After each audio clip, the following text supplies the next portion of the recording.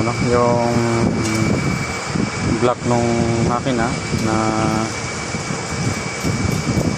pinamasin shop ko. Ayan, pinalitan yung crankshaft, binaguan. Ayan. So dati ang nadali yung number 3. Ayan, yung dito. Nung pinadala ko sa machine shop, patay na, hindi na pwede, kaya pinalitan na. Ayan. So mangyari nito, balik to sa standard. Ayan, balik to sa standard na ano na to.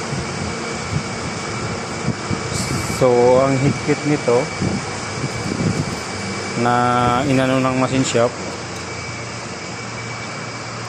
ayan, yung torque niya is 250 sa crankshaft, 250. Tapos ito yung cylinder head, pinaano ko rin to. Ayan, pinalitan din ng mga valve drain saka valve guide. Ayan, mga bago yung valve drain, bago siya, saka valve guide. Ngayon yung valvulan niyan is bago din, nandito. Ayan, mga bago din. Yung connecting rod, binaguhan na yung number 3 na nasunog, ginagawa na to. Ayan, bago na rin yung bushing, bago rin yung bearing. Ito yung camshaft nya, yung camshaft nya ito. Tapos yung mga pyesa nito is mga bago na rin, hindi to.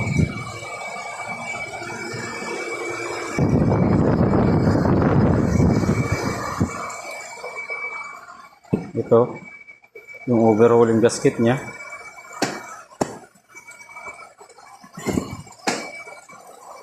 Overhauling gasket, bagong ano to, yung water oil pump.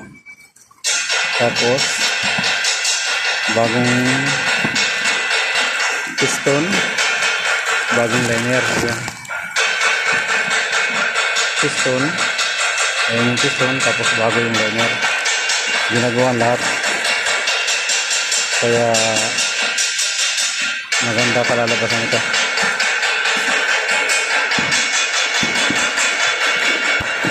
Ayan, ito yung overhauling gasket. Ito naman yung injection pump nya, pinakalibrate ko na rin to, bagong kalibrate na to. Ayan, yung injection pump na to.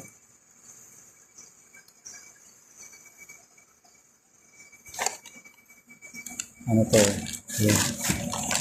Hindi, wala man lang ako naintindihan, yung number lang ang naintindihan ko.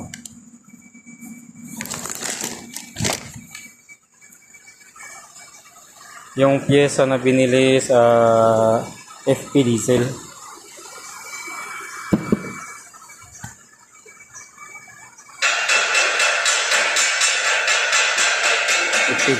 FP Diesel lahat. Maganda rin to na ano, na pyesa, pero mas maganda pa dito.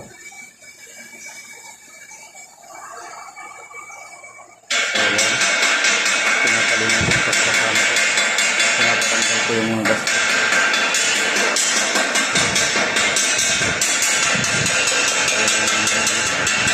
Ito yung mga gamit niya, yung mga gear.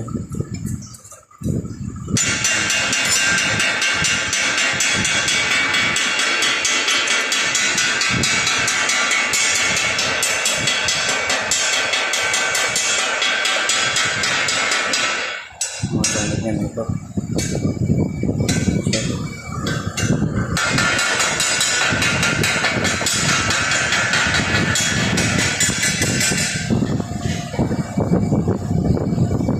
lahat ng gamit niya. Ito yung lumang piston. Ayan yung lumang oil pump. May bago yan doon.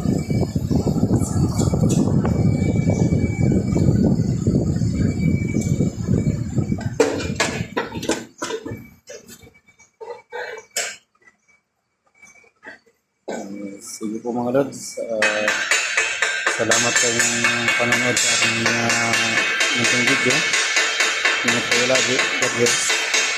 Kita mag-ano ako nito. Pag setting ko nito, pag buo ko nito, subaybayan niyo po yung ano, yung pag ano ko nito, pag buo nitong makina nito. Try na to. Try ng makina nito.